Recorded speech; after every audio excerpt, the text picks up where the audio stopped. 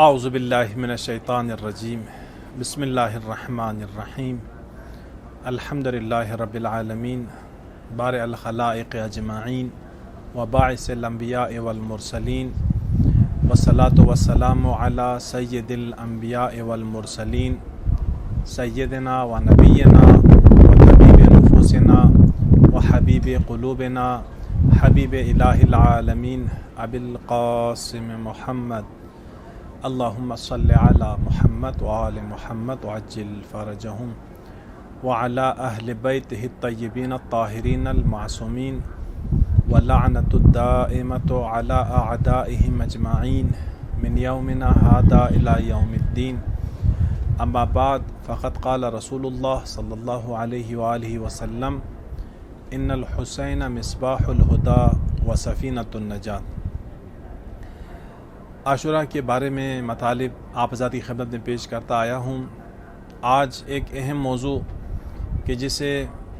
دنیا میں زیادہ اس مسئلے کے بارے میں اعتراضات کیے جاتے ہیں وہ خود عزاداری کے بارے میں ہیں۔ لوگ کہتے ہیں کہ عزاداری بدعت ہے، عزاداری اسلام میں قبل موجود نہیں تھی اور یہ شیعوں کی بدعت ہے جسے ایجاد کیا گیا ہے، اور یہ لوگ عزاداری کرتے ہیں، یہ بدعت عمل ہے جبکہ اس سے قبل اسلام اس کا کوئی سابقہ نہیں۔ دیکھیے،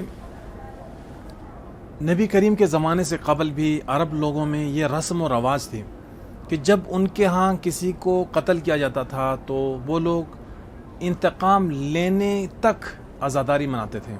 یعنی جب تک انتقام نہیں لیتے تھے تب تک وہ غم مناتے تھے، عزاداری کرتے تھے، اور اس شخص کی جسے قتل کیا گیا ہے اس کی یاد میں ہمیشہ عزاداری منایا کرتے تھے۔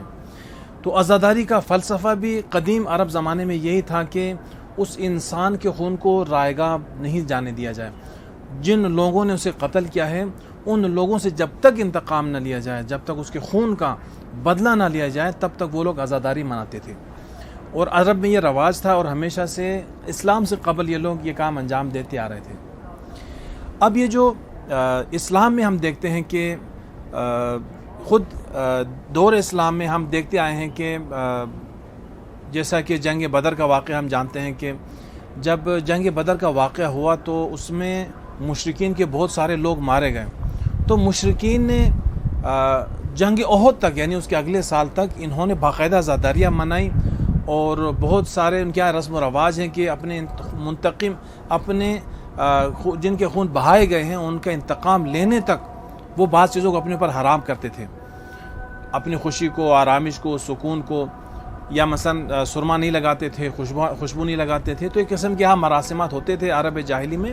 کہ جسے وہ لوگ اپناتے تھے، اور تاریخ اسلام میں بھی اس کا تذکرہ آیا ہے کہ مشرکین مکہ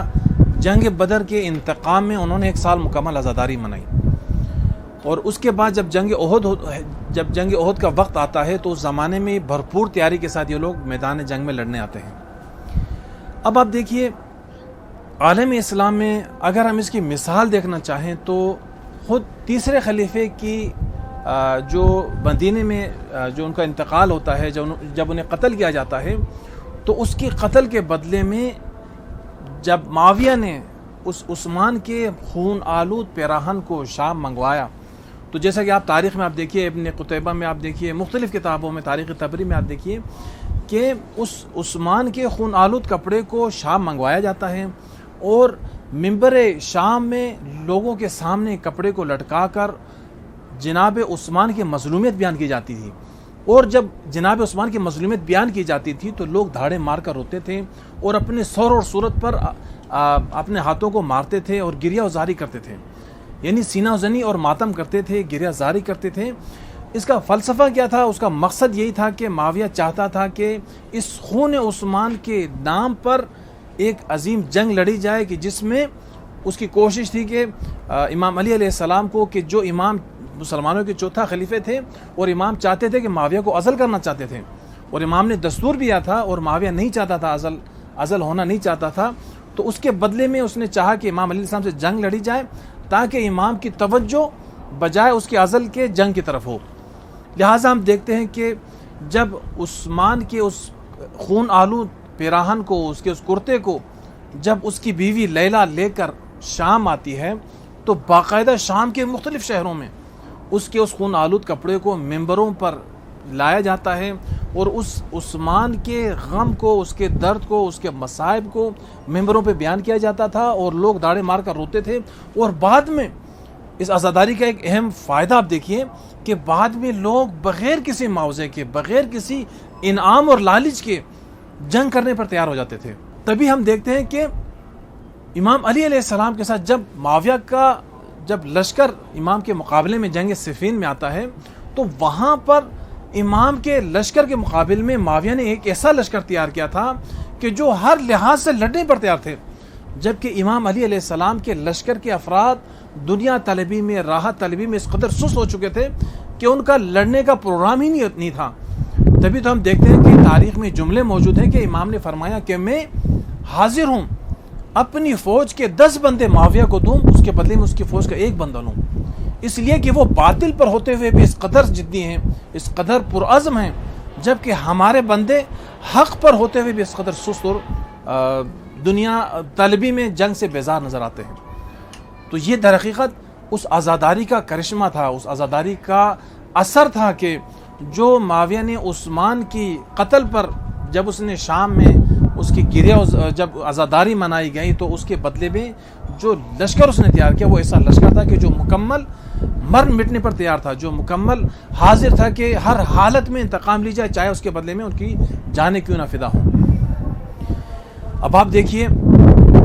جو لوگ کہتے ہیں کہ اسلام میں عزاداری بدعت عمل ہے اور یہ شیعوں نے ایجاد کی ہے، شیعوں کی اختراع ہے، وہ ذرا تاریخ کا اگر ایک مرتبہ مطالعہ کریں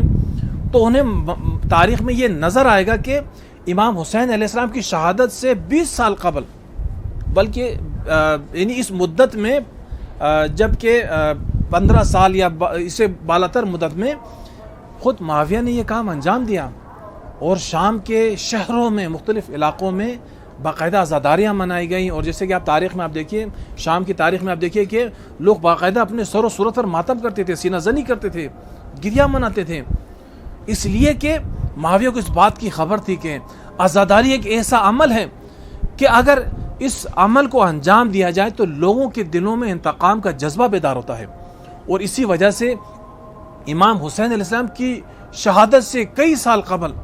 معاویہ نے یہ عمل انجام دیا اور اس عمل میں کامیاب بھی ہوا، اور مقابل میں ایسا لشکر اس نے تیار کیا کہ جو امام علی علیہ السلام سے لڑنے کے لیے جنگ صفین میں آتے ہیں، اور مکمل طور پر اس قدر وہ تیار ہوتے ہیں کہ اپنی جانوں کو فدا کرنے پر مکمل آمادگی ظاہر کرتے ہیں۔ تو امام حسین علیہ السلام کی عزاداری کا اصل مقصد بھی یہی ہے۔ امام کی عزاداری کا مقصد یہ نہیں ہے کہ ہم امام کے غم میں گریہ منائیں، امام کے غم میں ہم روتے رہیں، امام کے غم میں ہم ماتم کرتے رہیں اور اس کے بعد اپنے گھروں کو چلے جائیں۔ عزاداری امام حسین کا اصل مقصد یہ ہے کہ امام حسین کے اس خون کا جو ناحق کربلا میں بہایا گیا، ہم اس کے خون کا انتقام لیں، اور یہ انتقام خون امام حسین جب ہمارے آخر امام ظہور فرمائیں گے، امام مہدی علیہ السلام، اس زمانے میں یہ اس خون کا انتقام لیا جائے گا۔ تبھی تو ہم دیکھتے ہیں کہ جب امام ظہور فرمائیں گے، امام کے جملے یہ ہوں گے یا لسارات الحسین، تو یہاں پر جو یا لسارات الحسین کے جملے ہمارے امام فرمائیں گے، اس سے ہمیں 2 بات سمجھ میں آتی ہے۔ ایک بات یہ ہے کہ امام کے ظہور سے قبل عزاداری امام حسین اس قدر وسیع اور عام ہو جائے گا کہ جب ہمارے آخری امام ظہور بھی فرمائیں گے تو اس وقت امام اسی یا لسارات الحسین کے جملے کو استعمال کریں گے۔ یہ جملہ اس لیے استعمال نہیں ہوگا کہ امام اس جملے کو دہرائیں گے اور انتقام کی بات ہوگی، نہیں، بلکہ اسے بالاتر اس زمانے میں جب امام ظہور فرمائیں گے، اس زمانے میں امام کی عزاداری اس قدر کثرت سے ہوگی کہ لوگ اس انتظار میں ہوں گے کہ امام حسین علیہ السلام کے خون کا انتقام لیا جائے۔ تبھی امام زمان علیہ السلام یا لسارات الحسین کا لقب لے کر ظہور فرمائیں گے۔ تو یہ ایک اہم وجہ ہے کہ آج جو ہم عزاداریاں انجام دے رہے ہیں، آج جو ہم امام حسین کے لیے مجالس عزا برپا کر رہے ہیں، اصل اس مجالس کا مقصد یہی ہے کہ ہم خون حسینی کا انتقام لینا چاہتے ہیں، اور یہ امام حسین علیہ السلام کا خون کا انتقام ہم اسی وقت لیں گے جب ہمارے آخری امام ظہور فرمائیں گے، اور امام کے ظہور کے ساتھ انشاءاللہ جتنے بھی امام کے قاتلین ہوں گے، جو بھی امام کے قاتلین کے راہ اور روش پر ہوں گے، جو اس مسلک پر ہوں گے، ان کا انتقام امام زمان السلام لیں گے۔ تو عزیزان محترم، عزاداری سید الشہداء در حقیقت ایک سلسلہ ہے، یہ ایک رسم نہیں ہے، یہ ایک رسم و رواج نہیں ہے، بلکہ در حقیقت ایک سلسلہ ہے کہ جسے کربلا سے یہ سلسلہ امام سجاد علیہ السلام کے زمانے سے شروع ہوتا ہے اور یہ امام زمان علیہ السلام کے ظہور تک یہ سلسلہ چلتا رہے گا۔ عزاداری سید الشہداء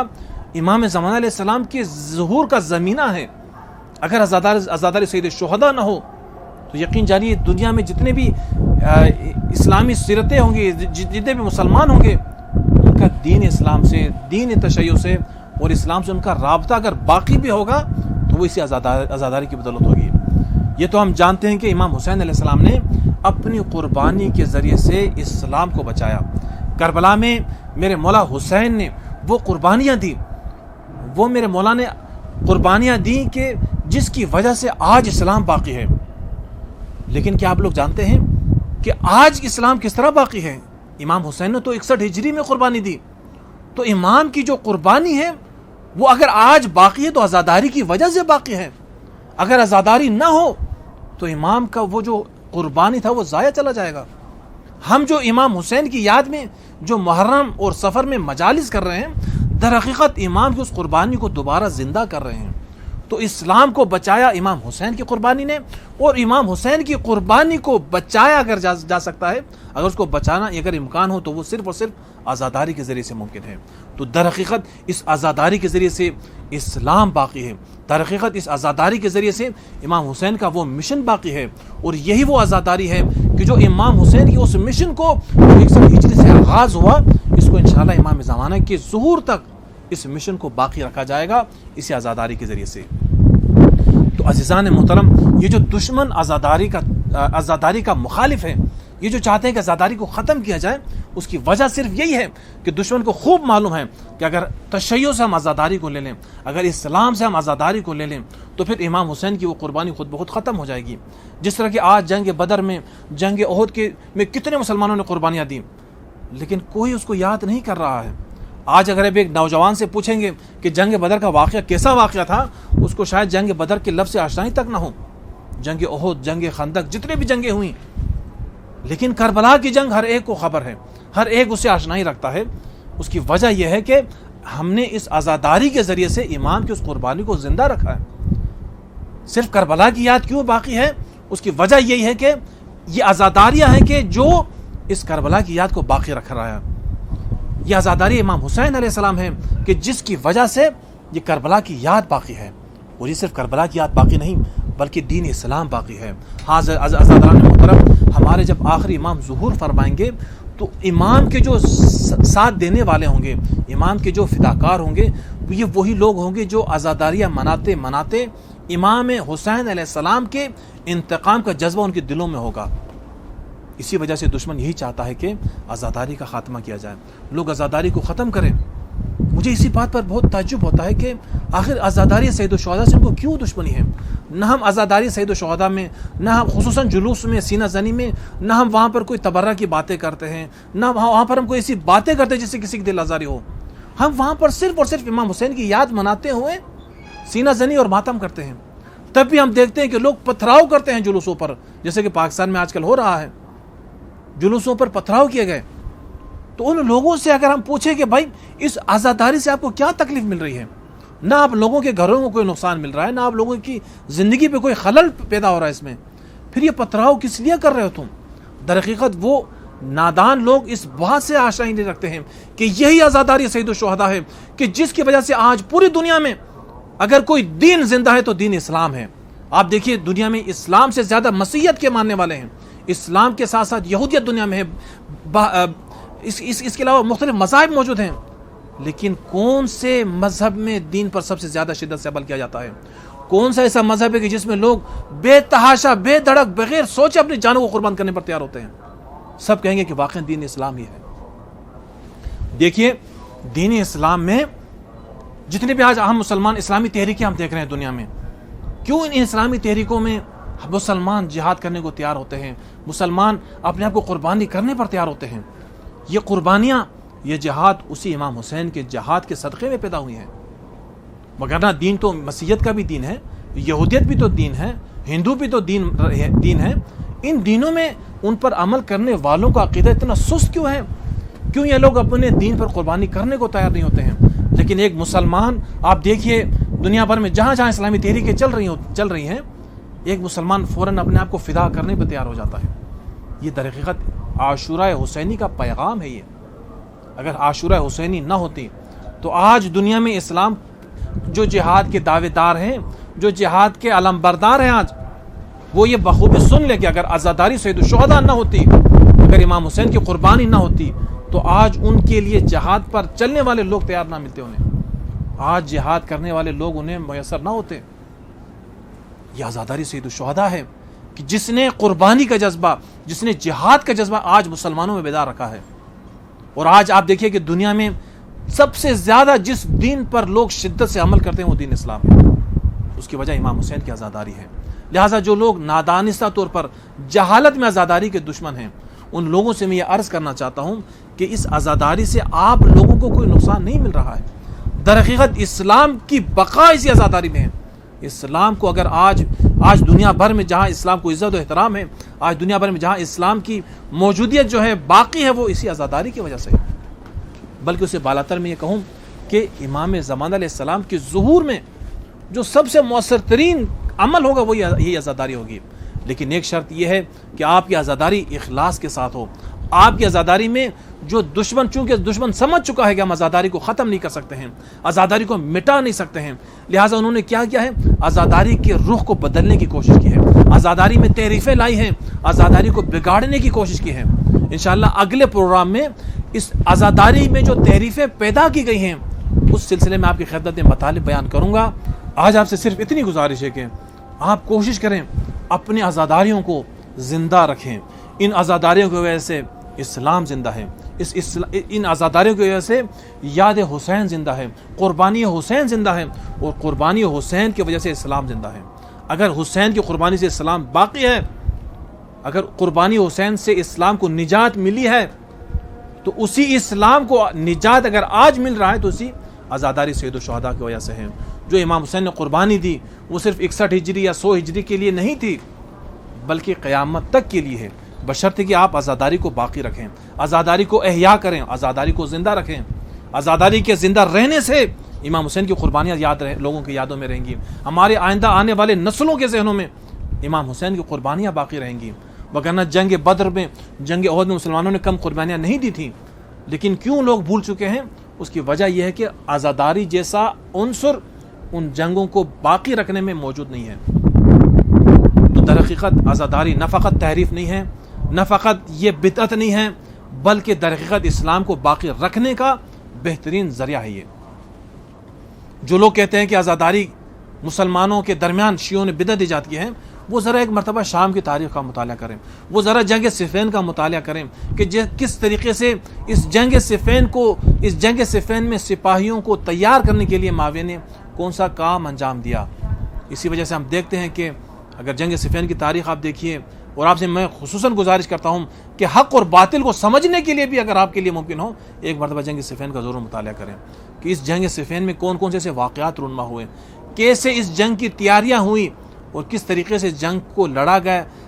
اس جنگ کی لڑائی ہوئی، اور جنگ میں کتنے اصحاب رسول بے مقصد ان کا خون ضائع ہوا۔ جو کہتے ہیں کہ دونوں طرف ایک جیسے لوگ ہیں، یہ اجتہادی غلطی ہیں۔ بتائیے کہ اس میں سینکڑوں حافظان قرآن مارے گئے، اس جنگ میں ہزاروں اصحاب رسول مارے گئے، ان کا خون کس کے گردن جائے گا؟ یہ کوئی ایسا کام نہیں ہے کہ جس کو آپ ایک معمولی جملے سے اس کو ختم کر دیں۔ یہ تاریخ میں ہمیشہ ایک نشانی کے طور پر باقی رہے گا۔ جو لوگ ہدایت پانا چاہیں وہ انہی جنگوں کو دیکھتے ہوئے ہدایت پا سکیں گے۔ تو لہٰذا عزاداری کے سلسلے میں جو شبہ پیدا کیا جاتا ہے کہ عزاداری سید الشہداء ایک بدعت عمل ہے جسے شیعوں نے ایجاد کیا ہے، ان سے میں گزارش کروں گا کہ وہ ذرا صدر اسلام کا مطالعہ کریں۔ انہی جملات کے ساتھ آپ تمام مومنین سے اجازت چاہتا ہوں۔ امیدوار ہوں کہ اللہ تبارک و تعالیٰ کی بارگاہ میں ہم جب حاضر ہوں گے انشاءاللہ سربلند اور سرخرو حاضر ہوں گے، اور امام زمان علیہ السلام کی ظہور کے لیے انشاءاللہ ہم دعا کرتے ہیں کہ خود پروردگار متعال ہماری آمادگیوں کے ساتھ امام زمان علیہ السلام کی ظہور میں تعجیل نصیب فرمائے۔ ربنا تقبل منا انک انت السمیع العلیم، اللہم صلی علی محمد و آل محمد وعجل فرجہ۔